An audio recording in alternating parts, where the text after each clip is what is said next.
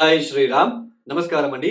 2026 నూతన ఆంగ్ల సంవత్సరాది కర్కాటక రాశి వాళ్ళ సంవత్సర ఫలితాలు ఎలా ఉన్నాయో తెలుసుకుంటూ వెళ్దాం. ముఖ్యంగా ఈ సంవత్సర ఫలితాలని మనము ఏ ఆధారాన్ని బట్టి చెప్పుకుంటున్నామంటే దీర్ఘకాలికంగా సంవత్సరం మొత్తం కూడా ఒకే రాశిలో సంచారం చేసే శని, గురు, రాహు, కేతు ఈ 4 గ్రహాల ఆధారాన్ని బట్టే మనము ఈ సంవత్సరం మొత్తం గురు బలం ఉందా, శని బలం ఉందా, రాహు, కేతు ఎలా ఉన్నారని చెప్పుకోవడం జరుగుతుంది. ఇది గోచారం ఫలితాలు మాత్రమే. అయితే ఈ 2026 సంవత్సరంలో ఈ శని గ్రహ రాశి మార్పు అయితే ఉండదు. ఈ సంవత్సరం మొత్తం కూడా శని మీన రాశిలోనే సంచారం చేస్తూ ఉంటారు. ఇక రాహు, కేతువులు కూడా 2026 డిసెంబర్ 5వ తేదీ వరకు కూడా రాహు, కేతు రాశి మార్పు కూడా ఉండదు. రాహు యాజ్ ఇట్ ఈజ్ కుంభరాశిలో సంచారం, కేతు యాజ్ ఇట్ ఈజ్ సింహరాశిలో సంచారం చేస్తూ 2026 డిసెంబర్ 5వ తేదీ తర్వాత రాహు మకరంలోకి ప్రవేశిస్తే కేతు కర్కాటక రాశిలోకి ప్రవేశిస్తారు. ఇక గురుగ్రహం వచ్చేసి సంవత్సరం ప్రారంభంలో ఆయన వక్రించి ఉంటారు. జనవరి, ఫిబ్రవరి, మార్చ్ 11వ తేదీ వరకు మిథున రాశిలో ఆయన వక్రించి సంచారం చేస్తూ మార్చ్ 11వ తేదీ ఆయన వక్రత్యాగం చేసి మిథున రాశిలోనే సంచారాన్ని కొనసాగించి 2026 జూన్ 2వ తేదీ కర్కాటక రాశిలోకి ప్రవేశిస్తారు. కేవలం 5 మాసాలు మాత్రమే అక్కడ ఉండి 2026 అక్టోబర్ 31వ తేదీ అతిచార మార్గంలో ఆయన సింహంలోకి వచ్చేస్తారు. మళ్ళీ అక్కడ ఒక మాసం ఉండి వక్రించి మళ్ళా వెనక్కి వెళ్తారు. ఈ గ్రహ సంచారం వలన ఈ కర్కాటక రాశి వాళ్ళకి ముఖ్యంగా చిన్న విజ్ఞప్తి, కర్కాటక రాశిలో లక్షల మంది ఉంటారు. అందరికీ ఒకేలాగా ఫలితాలు ఉండదు. వాళ్ళ జాతక రీత్యా యోగాలని బట్టి, దశాభుక్తి బట్టి మెయిన్ అది మనం తీసుకోవాలి. ఈ గోచారంలో శని బలం ఉన్నా, గురుబలం ఉన్నా లేకపోయినా మనకి దశాభుక్తి గనక బాగా ఉంటే మంచి పీరియడ్ జరుగుతూ ఉంటే పెద్దగా పట్టించుకోవాల్సిన అవసరం అయితే ఉండదు. మొత్తానికి ఈ 2026 సంవత్సరంలో కర్కాటక రాశి వాళ్ళకి మిశ్రమ ఫలితాలు గోచరిస్తూ ఉన్నాయి. నవమ స్థానంలో శని ఒక సంచారం సంవత్సరం మొత్తం కూడా నవమ స్థానంలోనే శని సంచారం ఉంటుంది. ఇక్కడ టెస్టింగ్ పీరియడ్ అని చెప్పవచ్చు. సోదరుల మధ్య కొన్ని విభేదాలు కావచ్చు, కొన్ని భయము ఒక విషయంలోనూ కూడా కాన్ఫిడెన్స్ ఎక్కడో ఒక చోటు లోపించడము, కాన్ఫిడెన్స్ తగ్గడము, అలానే తండ్రి ఆరోగ్యం విషయాలలో కొన్ని ఇబ్బందులు, దూర ప్రాంతానికి వెళ్లి చదువుకోవాలి, దూర ప్రాంతానికి వెళ్లి నేను ఉద్యోగం చేయాలనుకున్న వాళ్ళకి అక్కడ ఆటంకాలు, అలానే ఈ ప్రయాణంలో కూడా కొన్ని ఆటంకాలు ఇలాంటివి ఎక్కువగా ఉంటాయి. అధైర్యము కూడా ఈ సమయంలో ఎక్కువగా ఉంటుంది. నవమ స్థానంలో శని లాంటి గ్రహం వచ్చినప్పుడు తండ్రి ఆరోగ్యం విషయంలో కొంచెం కేర్ తీసుకోవాలి, జాగ్రత్తలు తీసుకోవాలి. అలానే నవమాధిపతి, షష్టాధిపతి అయిన గురువు 12వ స్థానంలో ఆయన వక్రించి సంచారం చేసేది కూడా అంత మంచిది కాదు. ఆరోగ్య విషయాలలో కొన్ని ఇబ్బందులు, ఒడిదుడుకులు, ఈ కోర్ట్ విషయాలలో, అలానే ప్రాపర్టీ రిలేటెడ్ తండ్రి గారి తరపున నుంచి రావాల్సిన ఆస్తికి సంబంధించిన విషయాలు అది డిలే అవ్వడము, అలానే ఈ స్టూడెంట్స్ మెయిన్ చదువుల పట్ల కాన్సంట్రేషన్ లేకుండా ఉండడము, ఇలాంటివి ఎక్కువగా ఉంటాయి. ప్రతి పనిలో కూడా ఆటంకాలే ఎక్కువగా ఉంటాయి. ఉద్యోగాలలో కూడా కొన్ని ఆటంకాలు మీరు ఫేస్ చేయక తప్పదు. అయితే 2026వ సంవత్సరంలో జూన్ 2వ తేదీ నుంచి జన్మరాశిలోకి గురువు వచ్చిన తర్వాత కొంచెం కాన్ఫిడెన్స్ రావడము, అలానే దైవ భక్తితో మీరు ముందుకు సాగడము, అలానే ప్రతి పనిలో కూడా ఉన్న ఆటంకాలని అధిగమించి మీరు ముందుకు సాగే ప్రయత్నం చేస్తారు. వాటిని సఫలీకృతం చేసుకుంటారు. అయితే గురుబలం అయితే ఉండదు. కష్టం ఎక్కువగానే ఉంటుంది. ప్రతిఫలం అయితే తక్కువగానే ఉంటుంది. బట్ కాన్ఫిడెన్స్ లేకుండా ఉండడం అనేది చాలా ప్రమాదకరం. కాన్ఫిడెన్స్ లేకపోతే మనిషికి అతను చాలా ఇబ్బంది పడాల్సి ఉంటుంది. కాబట్టి ఈ 2026 జూన్ 2వ తేదీ తర్వాత ఆ కాన్ఫిడెన్స్ అనేది మీరు పొందుకుంటారు. కాన్ఫిడెన్స్ వస్తుంది. బట్ ఈ పెళ్లి కాని వాళ్ళకి పెళ్లి అయ్యే సూచనలు ఇవన్నీ కూడా కొంచెం డిలే అవ్వడానికి, పోస్ట్‌పోన్ అవ్వడానికి ఛాన్సెస్ ఎక్కువగా ఉంటుంది. ఆర్థిక విషయాలు కూడా కొన్ని డిస్టర్బెన్సెస్, ఈ సంబంధాలలో మెయిన్ భార్యాభర్తల రిలేషన్‌షిప్‌లో కూడా కొన్ని అనుకోని విభేదాలు, డిస్టర్బెన్సెస్ లాంటివి మీరు చూడవలసిన ప్రమేయం ఏర్పడుతూ ఉంటుంది.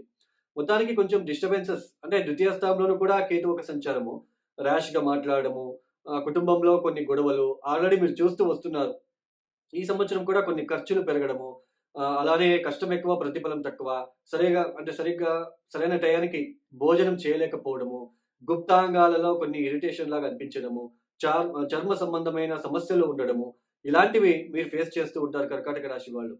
అయితే 2026 అక్టోబర్ 31వ తేదీ తర్వాత మీకు కొంచెం అనుకూలించే ఆస్కారాలు ఎక్కువగా కనిపిస్తూ ఉంటాయి. కొంచెం గురుబలం వస్తుంది అప్పుడు సింహరాశికొచ్చిన తర్వాత. మళ్ళీ మీ మాటకు ఒక రెస్పాన్స్ బాగా వస్తుంది. ఆర్థిక విషయాలు అభివృద్ధి సాధిస్తారు. మంచి జీవితాన్ని పొందడానికి ఆస్కారాలు కనిపించినప్పటికీ 2026 డిసెంబర్ 5వ తేదీ తర్వాత జన్మరాశిలోకి కేతు రావడము, సప్తమ స్థానంలోకి రాహు రావడము, ఇది కూడా కొంచెం డిస్టర్బెన్సెస్. ఏ పని చేయడానికి ఉండదండి. ఒక విరక్తి భావం వ్యక్తం చేస్తారు. విరక్తిగా ఉంటారు. గడ్డం పెంచుకోవడము మగవాళ్ళు. ఏ పని చేయాలనుకున్నా ఒక విరక్తి అంటే జీవితం పైన కొంచెం విరక్తం రావడము, అలాంటి డిస్టర్బెన్సెస్ మీరు ఫేస్ చేస్తారు. అంటే ఇంకేమి లేదులే జీవితంలో అన్నట్టుగా మీకు అనిపిస్తూ ఉంటుంది.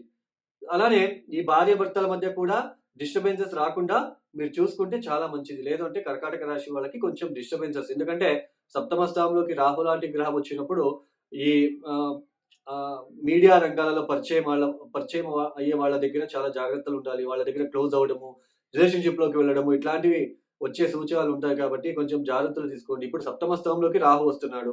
మీ జన్మ జాతకంలో ఆ మకర రాశిలో రాహు గ్రహానికి శత్రుత్వం గ్రహం ఏదైనా కుజుడో, సూర్యుడో ఉంటే మ్యారేజ్ లైఫ్‌లో సెపరేషను ఇవన్నీ అవ్వడానికి ఛాన్సెస్ ఉంటుంది.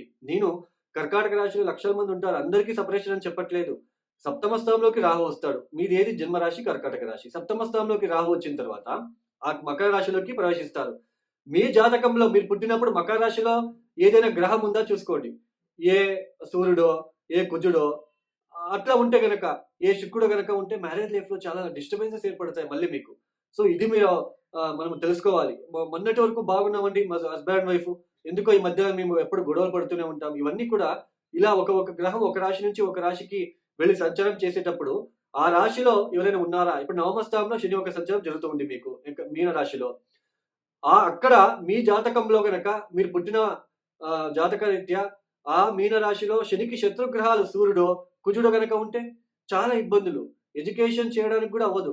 అలానే తండ్రి ఆరోగ్యం విషయాలు చాలా ఒడిదుడుకులు, అన్నదమ్ముల మధ్య సమస్యలు, ఇబ్బందులు, గొడవలు ఇవన్నీ చూడవలసిన ప్రమేయం ఉంటుంది. మనము జనరల్ ప్రిడిక్షన్ ఇవ్వడానికి రాలేదండి నేనిక్కడ. కర్కాటక రాశిలో లక్షల మంది ఉంటారు. ప్రతి వీడియోలో నేను చెప్పుకుంటూ వస్తున్నాను. లక్షల మందికి ఒకేలాగా ఉండదు. మీ జాతక రీత్యా ఇప్పుడు నెక్స్ట్ మేషరాశికొస్తాడు శని. అప్పుడు మీకు దశమ స్థానం అవుతుంది. అప్పుడు కర్కాటక రాశిలో మీరు ఒకసారి జాతకం చూసుకోవాలి. మేషరాశిలో శనికి శత్రుగ్రహాలు ఎవరైనా ఉన్నారా? అప్పుడు అలర్ట్‌గా ఉండాలి. ఉద్యోగం విషయాలలో తొందరపాటు నిర్ణయాలు తీసుకోకుండా జాగ్రత్త పడాలి. ఓహ్! సూర్యుడు అక్కడున్నాడు లేదా కుజుడు అక్కడున్నాడు. ఇబ్బందవుతుంది ఉద్యోగాలలో. చాలా జాగ్రత్తలు తీసుకోవాలి అని మనం అర్థం చేసుకోవాలి. సో, ఈ కర్కాటక రాశి వాళ్ళు తప్పనిసరిగా చూడండి, ఒక 3 గురువారాలు ఈ పసుపు కలర్ బట్ట తీసుకొని కర్చీఫ్ కొత్త బట్ట, దాంట్లో 300 గ్రాముల శనగలు, 300 గ్రాముల బెల్లం మూట కట్టినట్లు కట్టి ఆంజనేయ స్వామి పాదాల దగ్గర పెట్టించి గురువారం పొద్దున్నే సంకల్పం చేసుకొని గురుబలం పొందడానికి మీరు సంకల్పం చేసుకొని ఒక 5 ప్రదక్షిణలు చేసి అక్కడే ప్రార్థించుకొని వాళ్ళకి అక్కడే టెంపుల్‌లో ఇచ్చేసి వచ్చేయండి. ఇట్లా 3 గురువారాలు చేసుకోండి. అలానే ప్రతిరోజు శ్రీపాద, శ్రీవల్లభ దివ్య చరితామృత పుస్తకాన్ని చదువుకోవడానికి ప్రయత్నం చేయండి. ప్రతి మాసం వచ్చే త్రయోదశికి శివుడికి తైలాభిషేకం నువ్వుల నూనెతో సాయంత్రం ప్రదోషకాలంలో తైలాభిషేకం చేయించుకోవడానికి ప్రయత్నం చేయండి. ఇక ఎవరైతే ఈ వీడియోని చూస్తున్నారో లైక్ చేయండి, షేర్ చేయండి, సబ్స్క్రైబ్ చేసుకోండి. అలానే ఎవరికైనా ఆస్ట్రాలజీ కన్సల్టేషన్ కావాలనుకుంటే డిస్‌ప్లే అవుతున్న నంబర్‌కి నేరుగా కాల్ చేయండి. ఇక సర్వే జనం సుఖినో భవంతు. ధన్యవాదములు. జై శ్రీరామ్.